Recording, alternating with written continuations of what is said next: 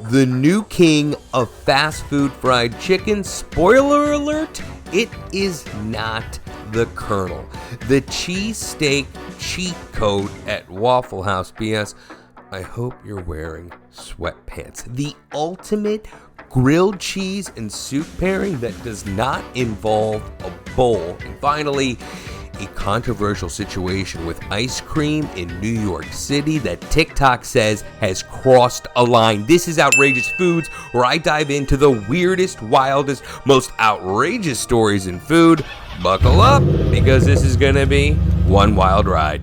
So here's the thing. In the fast food fried chicken world, it's always been about some big menu with a bucket of options. Something that could feed an army, let alone a family of four. And sure, every now and then something's popped up, like a certain coveted fried chicken sandwich that seemed to capture the world's attention. I think you know who I'm talking about. But along came Raising Cane's, and you know what they said? We're gonna do one thing. And that one thing is going to be better than everybody else trying to do that one thing. It all started in Baton Rouge, Louisiana, with a young man named Todd Graves. A young, hungry man, a dreamer, and apparently not the prize pupil in business school. While Todd was in business school, he pitched his professor an idea for a restaurant that only served chicken fingers. Now, Todd got the big old F. The bank turned him down, so he decided to go fishing in Alaska for salmon, but it was because he wanted to save up his money so he could open up the first Raising Cane's. Cut to today, and now there are over 750 locations of Raising Cane's. It's literally one of the fastest growing fast food restaurants around, and Todd's net worth, apparently it's $750 million, but I literally catch articles all day long about Cane's being worth billions. And he did it all with a menu, a single item menu, and a sauce that apparently no other fast food restaurant can copy, but that doesn't mean the internet hasn't figured it out.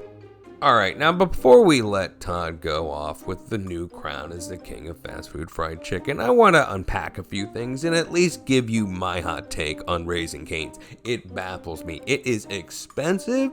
I don't think the chicken is even the star of the show. It ain't bad, but it's all about the sauce, and that sauce is ketchup, mayo, Worcestershire, and a few other seasonings. But here's the thing. I know all this because my kid loves it. He is hooked on it. The lines in the drive-thru speak volumes. And the biggest takeaway is this: we are always hungry for the next big hit in fast food. And mark my words, right now, Raising Cane's is the king of fast food fried chicken. In 20 years, it'll be someone else, because in the end of the day, we just can't get enough of fast food.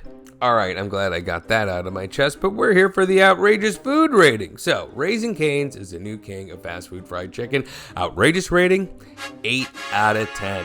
Hey, it is what it is, and it's pretty outrageous. All right, let's talk hacks. Kind of a big deal on the old TikTok. This one blew up. It is the Waffle House Texas Bacon Cheesesteak Melt, and the hack involves replacing the Texas toast with a pair of waffles. Brilliant or blasphemy? We need to talk this one out. Check out this original post, this total monstrosity. Waffles, steak, cheese, grilled onions. Did I mention that it's between a pair of waffles? So, according to Men's Journal, this move of ordering is part of the diner's secret menu hacks, but apparently some of the Waffle House locations aren't having it. Certain locations have even put up a sign saying, "We will not serve you TikTok hacks," according to Men's Journal. You gotta laugh at that, right? So here's my hack for avoiding the side eye you might get from ordering this hack at the Waffle House from the server. Order it online, get it on DoorDash, eat that sucker in the car. Because after all, you're going to want a nice, quiet, private place to dive into that big old waffle sandwich of shame. All right, so I've got to chime in some thoughts here. I've been going to Philadelphia once a year, at least for the last 20 years. My wife's from there. I have had plenty of cheesesteaks in Philadelphia. And I'll tell you, for the most part, getting a cheesesteak outside of Philadelphia sucks. Why? Because in Philly, they're using at least over a half pound of meat. The sandwiches are huge. And if you don't bring your A game, your restaurant's getting shut down. Every time I get a cheesesteak elsewhere, it's not nearly as big nor as generous. So if you do the Waffle House cheesesteak, what they're doing that's smart is they're putting it on Texas toast. It's much smaller than a big old hoagie roll that's the size of my arm. Now, you add the bacon and, it seems a little bit more decadent. The ratios are right. You add the waffle and, when in Rome, you're in Waffle House. I totally get it. Is it near as good as a proper Philly cheesesteak? Of course not. But guess what? You're at Waffle House. It's probably 2 a.m. and you're hammered. So, go ahead, enjoy your indulgence. Just, tip your server because apparently they don't like taking on those TikTok hacks at the Waffle House. So what's my call on the Waffle House cheesesteak hack? I'm gonna go 5 out of 10. I mean, in the end of the day, it's still just Waffle House. Next up is the Glow Up grilled cheese has been waiting for. A full-on collab with French onion soup. Yes, I'm talking about the French onion grilled cheese sandwich. Imagine the rich, gooey, caramelized onion that's on top of French onion soup inside a grilled cheese sandwich. And if you have a tough time imagining this, I'd like to talk to you about why you seem to insist on resisting joy. Food sites like Parade called it the ultimate cozy upgrade. Caramelized onions, Gruyere, maybe a splash of sherry, all melted into one beautiful mess. This is more than some upgraded grilled cheese sandwich. It is a bold statement, a lifestyle choice, and probably a cheat day all rolled into one. And you know what?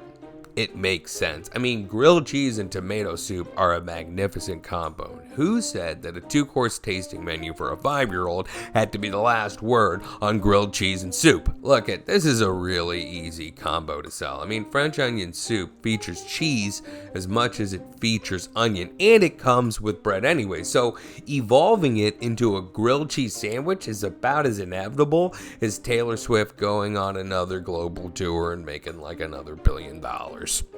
Outrageous rating?